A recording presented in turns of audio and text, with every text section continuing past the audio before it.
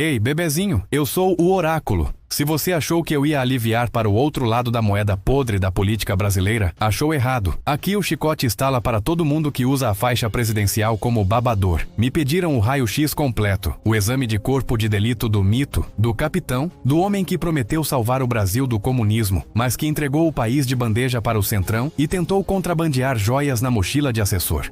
Vamos dissecar a vida de Jair Messias Bolsonaro, o homem que conseguiu a proeza de ressuscitar o PT. Bebezinho, prepara o estômago, porque se o outro lado cheirava a cachaça e sindicato, esse aqui cheira a enxofre, cloroquina e pólvora queimada. A história começa lá no interior de São Paulo, em Glicério, mas a narrativa que ele vende é a do militar durão, o Caxias. Só que a realidade, bebezinho, é bem menos heróica. Nos anos 80, enquanto posava de defensor da pátria, ele era um capitão sindicalista insubordinado. O grande patriota planejou explodir bombas em quartéis e na adutora do Guandu, no Rio de Janeiro, num plano bizarro chamado Beco Sem Saída, só para protestar por aumento de salário. Isso mesmo, bebezinho. O homem da lei e ordem começou a carreira planejando ato terrorista contra a própria corporação e a população. Tudo por dinheiro.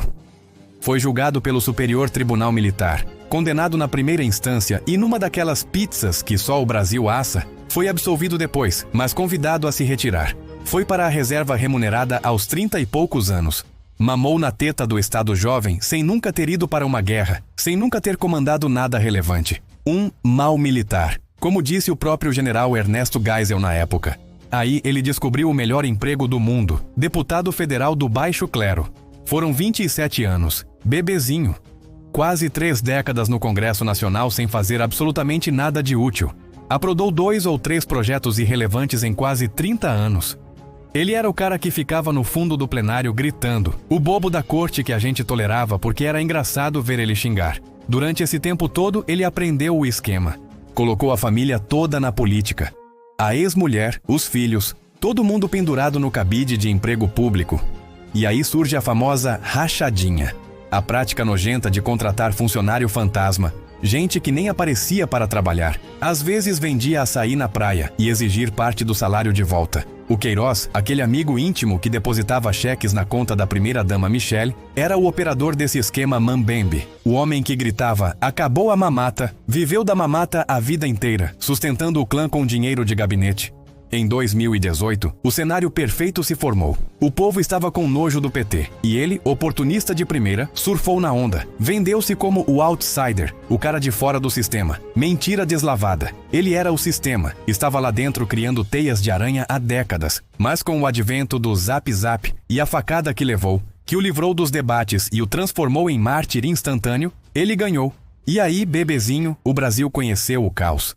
O governo dele foi um reality show de horror. Ele não governava, ele causava. Acordava pensando em quem ia ofender, qual crise ia criar para manter o gado engajado no cercadinho. O ponto mais baixo, o abismo moral absoluto, foi a pandemia. Enquanto milhares de brasileiros morriam sufocados sem oxigênio, o presidente da República imitava a gente com falta de ar em live semanal, dando risada. Chamou de gripezinha. Receitou remédio de verme e cloroquina, que não tinham eficácia nenhuma, transformando o Ministério da Saúde num picadeiro. Atrasou a compra de vacinas, ignorou e-mails da Pfizer, disse que não era coveiro. Bebezinho, imagina o nível de sociopatia necessário para dizer, e daí? Diante de 300, 400 mil mortos, ele transformou a saúde pública numa guerra ideológica, convencendo idosos a não se vacinarem e a morrerem em nome da liberdade. Liberdade de morrer burro. E a corrupção? Ah, a corrupção que ele jurou que tinha acabado. O governo dele foi o governo do sigilo de 100 anos. Tudo o que era podre, ele carimbava como secreto.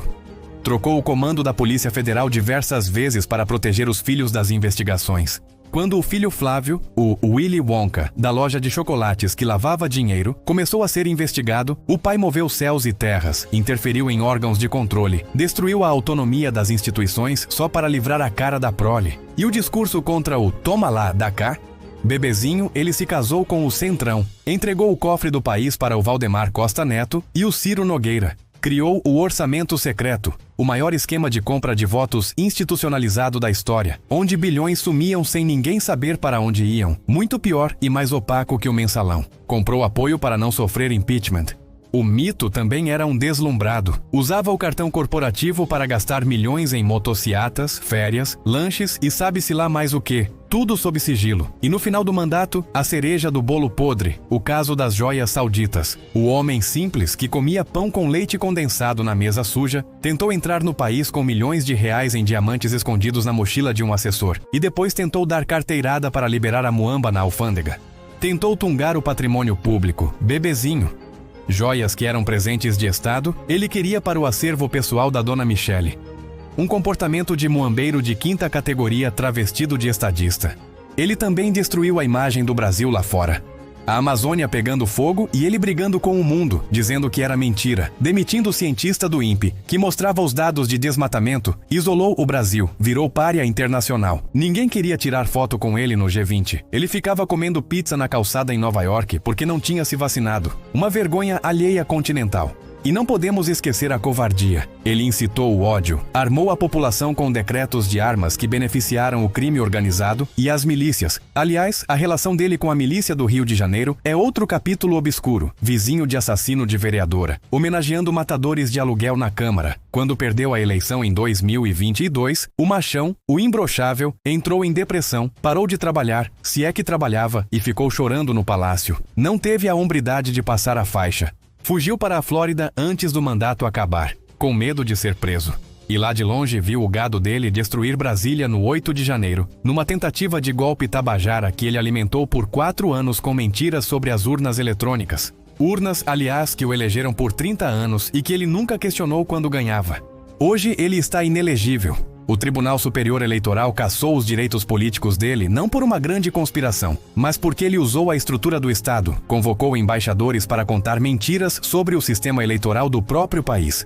Foi pego também falsificando o cartão de vacina, bebezinho. O ex-presidente da República cometeu crime de falsidade ideológica para poder viajar, coisa de moleque irresponsável. Quebra-crença. Bolsonaro nunca foi conservador. Ele é um reacionário corporativista. Ele nunca foi cristão de verdade. Ele usou a fé das pessoas, usou o nome de Deus para justificar tortura. Lembra dele homenageando o coronel Ustra, um torturador notório em pleno Congresso? Isso não é cristianismo, isso é sadismo. Ele manipulou o medo do povo, inventou inimigos imaginários como kit gay e mamadeira de piroca para esconder a incompetência real dele em gerir a economia. O dólar explodiu, a inflação da comida voltou, a classe média empobreceu. E ele dizia que a culpa era do fique em casa, enquanto ele passeava de jet ski. Mentalizou Deus, pátria e família, e recebeu rachadinha, mansão e joias. O universo não perdoa a hipocrisia, bebezinho. Ele e Lula são dois lados da mesma moeda velha e enferrujada. Um rouba e diz que é pelos pobres, o outro rouba e diz que é pela pátria. E você aí brigando por ele, vestindo a camisa amarela que ele sequestrou, achando que ele é o Messias. O único Messias que ele tem é no nome. Na prática, ele é um político profissional do baixo clero, que chegou ao topo e mostrou que não tinha capacidade nem caráter para estar lá. Um homem que odeia a democracia, odeia a cultura, odeia a ciência e, no fundo, despreza o povo que ele diz defender, usando-os como massa de manobra para se proteger da cadeia. Agora, curte esse vídeo se você não tem bandido de estimação, espalha para os amigos que ainda estão na frente do quartel esperando o OVNI. E comenta aqui embaixo algo que você gostaria que o oráculo respondesse com carinho. Vamos nessa, bebezinho!